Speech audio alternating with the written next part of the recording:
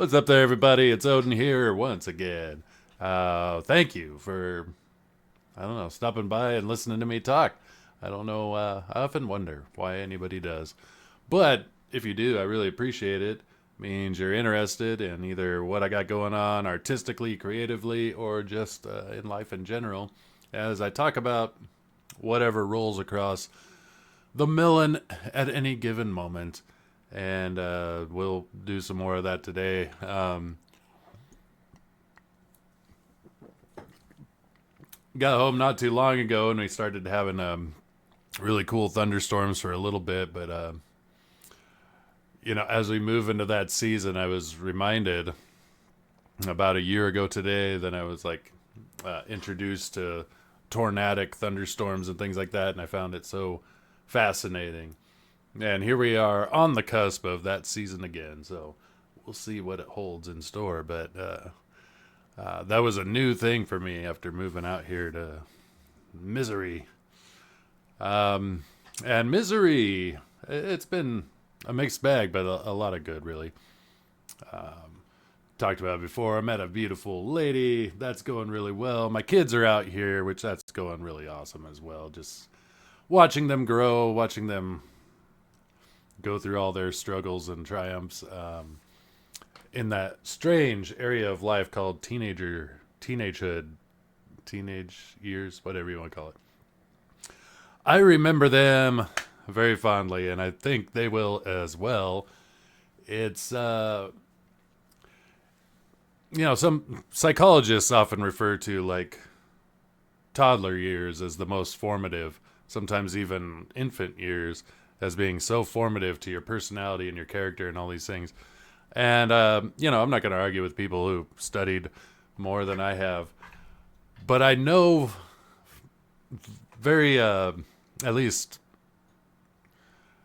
anecdotally, that my experience, high school was the time where my interests were really sharpened and defined as far as like what I found cool, what I liked to listen to, what I liked to watch, what I liked to do with my free time. Now you are grasping at straws because you're young and you don't know, and you've got the sphere of influences, which is your friends. And they can certainly, I know my friends shaped that a lot. There was a lot of, like the style of music. I had to be around metalheads to become a metalhead. I don't think I would have found it on my own. I love heavy music, but I don't know. When I was a kid, I didn't. And I remember somewhere along the line, I had older friends because of my older brother, and they were all, stoner metalhead types, and they were getting into that kind of stuff, and I was kind of curious why. I'm like, it doesn't sound like music to me or whatever. You're just a kid. But once the bug bit me, so back then it was a lot of cassette tapes. I mean, CDs were out, but I was living in the dark ages of the time, and cassette tapes were my thing. But one thing you could do with those is you could push two buttons together to be record and play usually, and that would record onto a blank cassette, or could record over other things if you did it properly. And take another tape and put it in there, and you could record. You could bootleg these albums. And I remember the excitement of taking these tapes that my friends would make me home with all this, At the time, it wasn't even that obscure. It was like kind of the mainstream heavy metal bands, but taking it home and just falling in love with it. Black Sabbath, Megadeth, Faith No More. All my introduction to those bands started in that place, and then it evolved from there. But it was all a product of just being, being around other metalheads, and they were the older kids that I looked up to or wanted to be like or whatever. I didn't think I ever wanted to be like them, but obviously I did musically. And then, lo and behold, all the other influences that probably were pretty negative crept in as well. But But as I look back on that time and watching my daughters in that time, and I tell them, I'm like, you guys are going to look back at this with great fondness, just like you did 10, 12, all those young years where you are in the charge of your parents and you want nothing more than to live your own life and do your own thing. But you look back on those as some of the greatest times in your life. Typically, I'm sure some people have some really horrible experiences and they don't, but I do. And it certainly wasn't all roses, but I grew up, whether it was into those high school years for a little while, but all my middle school years and a lot of elementary school years, grew up in this low-income apartment complex.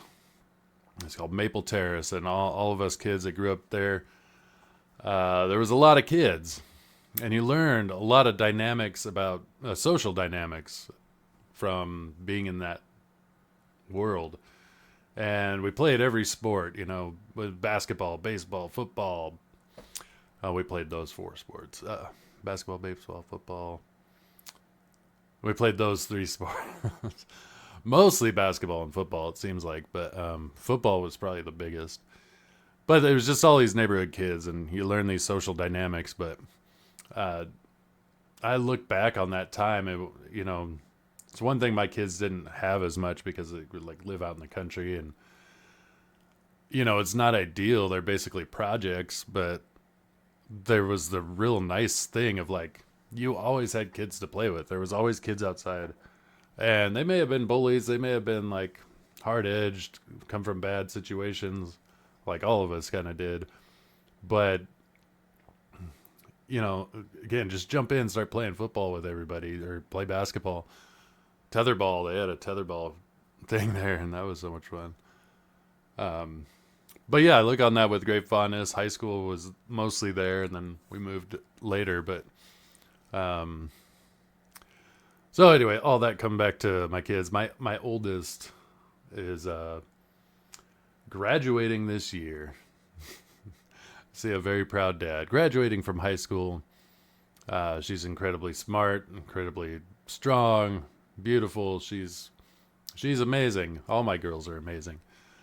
She's the oldest, so here she is on the cusp of stepping out into her own world. And you think you're so ready when you're that age, and hopefully we've prepared her as good as we can, and she'll do fine. I know she will, but a lot of those things you don't know till you do them, like what it's like to live on your own place, what it's like to pay your own bills, and be responsible for yourself and no one else. And then someday you potentially get married or whatever and have kids, and then you're responsible for other people, and it's a whole other world. So who knows what the future holds for her, one step at a time. This graduation, though, it's pretty cool, and it's cool to see a daughter raised and on to the next level, and a few more behind her. So once they get to their turn, then I get to figure out what I'm going to do with my life once my kids are grown. But that'll be a good problem to have. Anyway, so all that to say, I'm just proud dad. This is a Kill Them Dead page. I shared it out when it wasn't quite finished, but we finished pretty much. I think it's ready to go. And on to Sebastian Skunk Artworks, who can put his finishing touches of ink and color and whatever else he adds to this crazy mixture. He's been sharing a few pages of his work process, and always excited to see those. So I'll scan it with a few others that need to be scanned, and move on to the next one. But before I started another page, I was strongly considering doing a Cole story for Unconditional Shove Volume 2.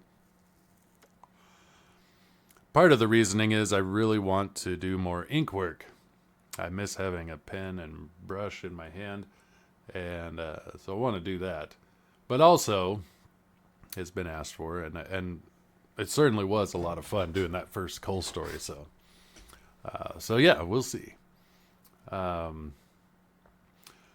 kind of where those things are at. Kill Them Dead, we're moving right along, but it's kind of slow progress, but I'm doing my best to not cheapen any of these pages and give the best experience. So if I can capture more of that, do this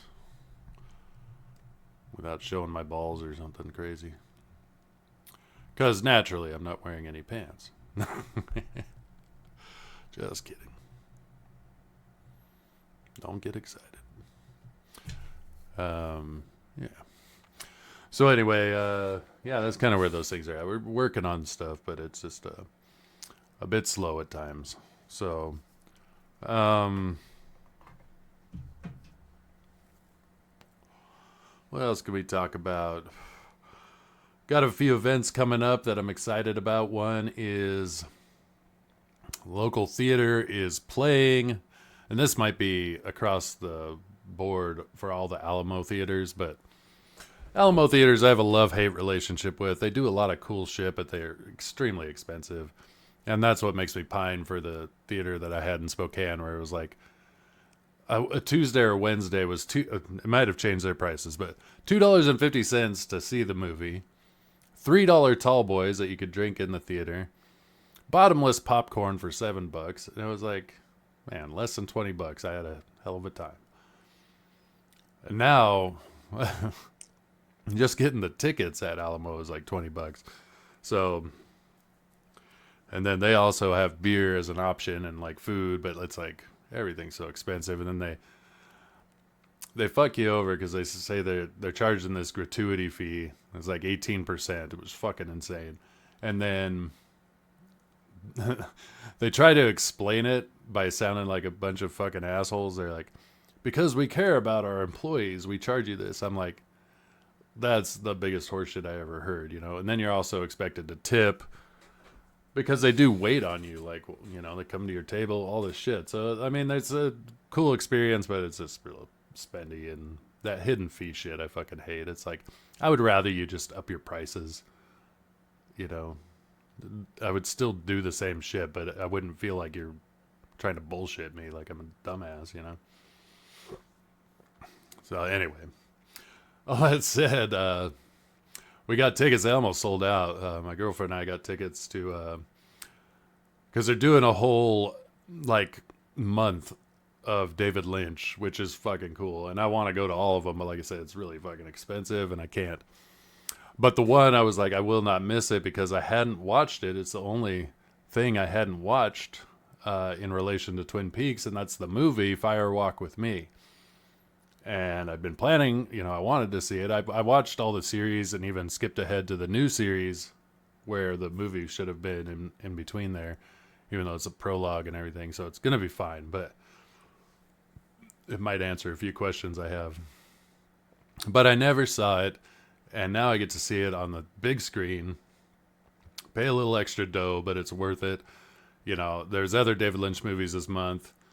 I'd love to go see Lost Highway or Wild at Heart or Blue Velvet on the big screen, but it's just so fucking expensive. And that was the one I had to. And then the tickets were almost sold out. So I imagine some of those other ones, maybe there's more Lynch fans maybe than I gave Missouri credit for. So very excited for that. Get to go see Fire Walk with Me, the Twin Peaks movie, this month. And also this month, towards the tail end, we're going to go see, go watch, Whose Line Is It Anyway? Yeah, those guys are still they're doing live tours. And, man, I was such a fan of that show. It's weird because they tried to sell it as this like kids show or something because it was on ABC Family or whatever that fucking station was. And, but everything was like double entendre and euphemisms, and it was funny as hell though. But I had a great appreciation for improv comedy because of the guys that really shined on that show were just incredible. And but a lot of my friends thought it was like lame because they were like, oh, it's not edgy comedy or something. And I'm like, well, it kind of is, but also, does it have to be? Like, good comedy is good comedy. Like, and I just thought they were incredible. And I'll still pull up like old Whose Line Is It Anyway episodes and watch them and laugh my ass off. I think they're fucking hilarious. And a few people have posted live versions of the tour that they're on. And I'm like, yeah, still got it. You know, they're older, of course, but the humor's just still right there. So I'm excited for that.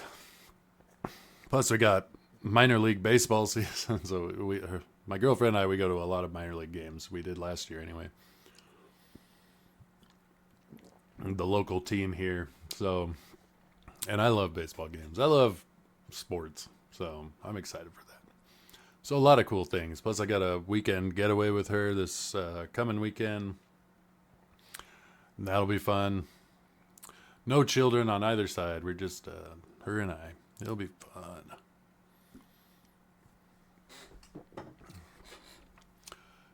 And yeah, other than that, like my these are going good. I keep talking about this, or I've talked about it once or twice, but I'm gonna do a reading right now. Let's take a look. Boy, this is a great book. Look at that. Whoa. That's a good line. I was going to do a reading. So I'm going to do my best impersonation of myself, because it opens with what was the trailer. Come with me, see what I see. The terrible worlds that lie between. The realm observed and the realm unseen, where dark things live while you dream. Join me, Vidon the Beholder, as I drag your mind through the shadows and corners where you can see like me those things you don't want to believe. Unconditional shove. 80 pages, whatever the fuck I said. But what I was going to do, and only one person responded in the comments, because I said, hey, if you guys want to see this, respond in the comments. But Rob Wilson was the only one who said emphatically that it would be cool to do a reading and like comic book commentary, because this is the first thing I ever made, and I'm still very proud of it. And I think it would be fun to just go through it, talk about my thought process, read the stories. It should take a long time. I'm probably forgetting how long this is going to take, but just talk about making my first comic book, the first thing I ever published and created, and what I liked, what I would have done differently, behind the scenes shit, maybe a little explanation, spoilers and such. But I can tell you one thing. It's really cool to have it in hand. I just shared this page today. But yeah, so I threw it out there on the last video, and, you know, not that a lot of people watch my videos and even less comment, but, I said, if you guys want that, let me know. And I was probably going to do it anyway, because I want to, just for my own posterity. But like I said, Rob Wilson was the only one. And speaking of Rob, he was in town not too long ago for Missouri Con. So he doesn't live in Missouri, but last year he was stationed here because he works for military, and he was stationed at Fort Leonard Wood. And he went to Missouri Con, and he shared that out, and I went, holy shit, man, are you in town? What's the deal? So I had just moved here, and I had no friends, and there he was in town. So we hung out a few times, and it was great. I showed him my local comic shop, and Gail at Comic Force is the coolest owner, and she's awesome, and the store is great, and have a few beers here and there, and jokes, and good time. But and then we both ended up going to Planet Comic Con in Kansas City.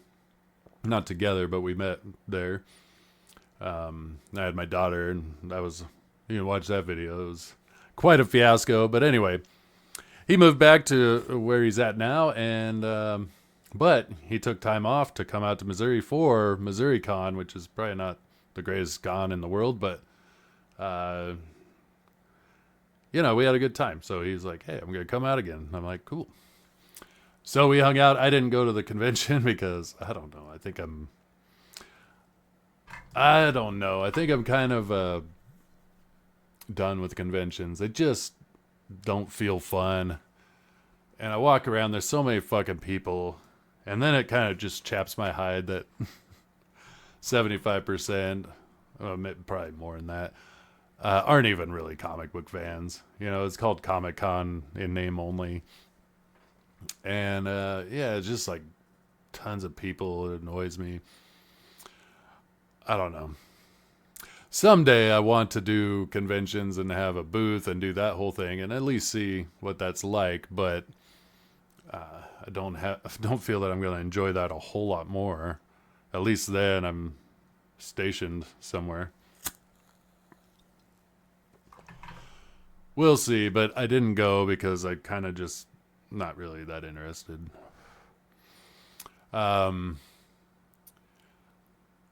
But we ended up hanging out, which is cool. Went to the comic shop again, which is cool. So it was cool seeing Rob. We hung out a couple times and then he went back. But so far, the only person I've hung out with since I moved here that I've known through the indie comic sphere. Oh, by the way, you might have noticed that my mustache fell off. Straight up, just fell in the toilet. I didn't want to reapply it, so I just left it, flushed it. It's gone now. I also got a haircut because I look like a fucking damn dirty hippie with hair that long. Even though I've had hair way longer than that, but I figured I'd do both in one fell swoop. The mustache was cool, and it would kind of become way too associated with my identity. And I didn't really like that. We're like, oh, hey, Odin, the mustache man. And I'm like, yeah, I think I'm a little bit more than just a mustache. I mean, come on now. Not much more, but, I don't want to be defined by just not shaving my upper lip. But, so its time had come and gone, and I'd had it for, almost 2 years. There was a short period in those 2 years where I didn't, but basically for 2 years I sported the mustache. And I did it originally as an homage to my father who passed away, because he always rocked the mustache his whole, pretty much as long as I remember. There was a few stints where he did a beard or he did clean shaven, but they were very short. Mostly it was a mustache, and in honor of him, I just thought it'd be cool. And after a while, I liked it. But I get bored with shit, and I'd been talking about getting rid of it for a while, and finally I did. Scared my kids, because I don't look like the person they remember.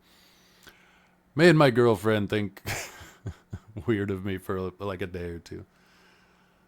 I mean, I can see it from her perspective. She's like, it's like cheating on you with you. It just feels weird. I'm like, I get it. But she likes it, but on the same hand, I can understand. Because even for me, I walk in the bathroom and look in the mirror. I'm like, oh shit, I forgot you look like that, And I'm seeing myself right here, and I'm like, that's what you look like now. That's what you look like without. I felt like a dickhead at work. I was talking about shaving it, and I was talking to this guy, and it seems like everything I say to him, I don't mean it this way, but it seems like I'm always talking shit to him, and I'm just joking like guys do, but it seems like I'm always picking on him. And I can tell he can take it. He's not, I can tell he's not easily offended, but it seems like I'm always just like, beating him up verbally. Because it's just how it comes out. And I think he's a cool guy, so and that's why I'm kind of self-conscious. I'm like, oh shit, you've been kind of mean to that guy, But we're talking about, I was talking about shaving it, and he has a beard, and he was like, yeah, well, that's why I keep this, because I don't like my face, ha ha ha, joking. And I'm like, I just came out, I said, yeah, I know. But I was going to say, yeah, I know, like, that's kind of the whole joke, is that, if you don't like it. And the more I started talking, the more I just sounded like I was shitting all over him. I'm like, yeah, that's the joke. If you don't like your face, you grow a beard. So all the guys with beards, they don't like their face. And I'm like, shit. But I was kind of come back to like, I like my face. I want to see it again without all the hair in the way. And that sounds a little, I don't know, conceited or something, but I do. I miss my face. It's nice to have it back. And I feel like a totally different person. Everybody at work was just like, "Who are you?" And the joke was, "Who's the new guy?" But that was probably one of the biggest reasons I didn't shave is because I didn't want to field all the "What'd you do different?" or "Why'd you do that?" or "Oh, blah blah blah." Just I don't need to talk about it. I just talked about it for 5 minutes or whatever, but it's just because people that are watching my video, chances are you've kind of like heard that, like somebody talk about my mustache. It's like John's long box. Super cool guy. John is great. But anytime I jump into his chat when he's streaming, I say, Odin, greatest mustache in comic books. And I'm like, that's cool. I'm like, but eventually I'm going to get rid of it, and it may make an appearance again. Who knows? But probably not anytime soon. I'm digging having my face back.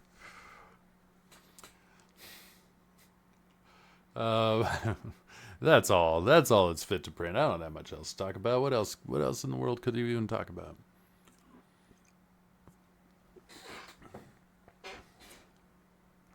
Not much else. So I'll end it with my typical spiel, which is wherever you're at, whatever you're doing,